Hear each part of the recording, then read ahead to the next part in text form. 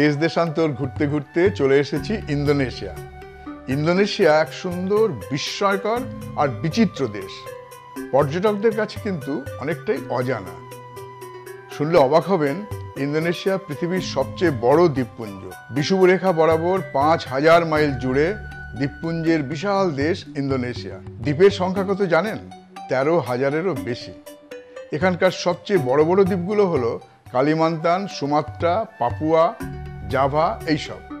আমরা ঘুরবো সুমাত্রা, বালি, জাভা আর বালির কাছেই লম্বক, এই ৪টে দ্বীপে। প্রশান্ত মহাসাগরীয় অগ্নিবলয়ের ওপর অবস্থিত এই দেশকে আগ্নেয়গিরির দেশও বলা যায়। এখানে আগ্নেয়গিরির সংখ্যা কত জানেন? ছোট বড় মিলিয়ে ১২৮টিরও বেশি।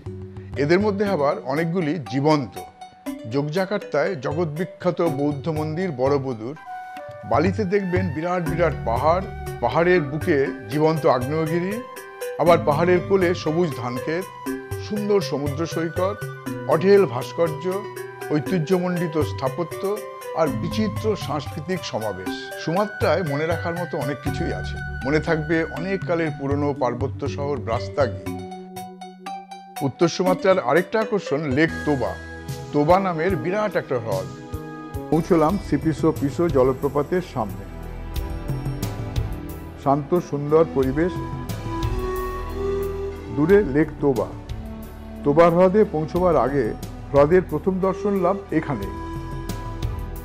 ৩৬০ ফুট উঁচু থেকে নদীর জল জোরে আছড়ে পড়ছে মাটিতে।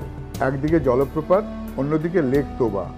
আমার মতে প্রেমানন্দ মন্দির প্রাঙ্গণে পূর্ণিমা রাতে বর্ণাঢ্য রামায়ণ বেলে দেখবার অভিজ্ঞতা তার কোনো তুলনা হয় না। জাভার অন্যান্য মন্দির যেমন সমতল জায়গায় নির্মিত, বড়বুদুর কিন্তু বানানো হয়েছিল প্রায় ৭০০ ফুট উঁচু একটা পাহাড়ের ওপর। বড়বুদুর মন্দির একাধারে বৌদ্ধের সমাধি, আবার বৌদ্ধ ধর্মাবলম্বী মানুষজন আর বৌদ্ধ সন্ন্যাসীদের কাছে তীর্থক্ষেত্র। বালিতে দেখবার জিনিস অনেক। কুটা বিচ, বাতুর আগ্নেয়গিরি, হোলি স্প্রিং টেম্পল, সমুদ্রের বুকে ভাসমান মন্দির, বারং ডান্স, এর সবই কিন্তু অবিস্মরণীয় অভিজ্ঞতা হয়েই আপনার মনে থাকবে। আগ্নেয়গিরির সামনেই পাহাড়ের গায়ে মস্ত বড় রেস্তোরাঁ।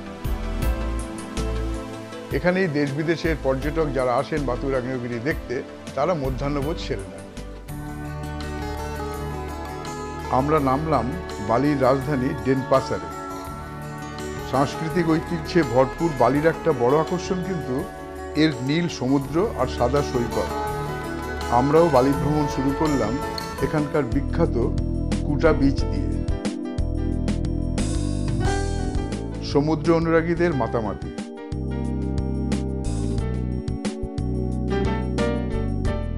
তরঙ্গভঙ্গে যেন উৎসবের আনন্দ।